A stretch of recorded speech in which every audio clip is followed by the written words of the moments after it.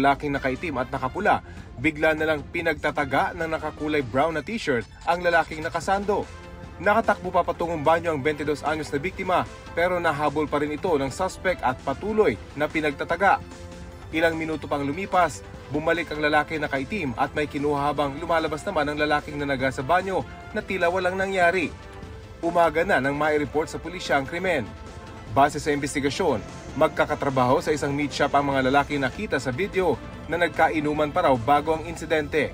Magkakasama rin umanong umalis sa lugar ang suspect at ang dalawa pang lalaki pagkatapos ng krimen. Hindi pa namin masigurado kung ano yung possible na naging motive ng suspect.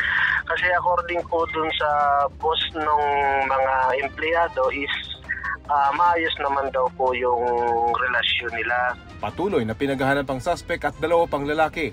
Bahala na yun Diyos sa inyo. Kahit siguro Diyos di kayo makapatawad sa ginawa niyo. Parang mandumay naman yung ginawa niyo eh.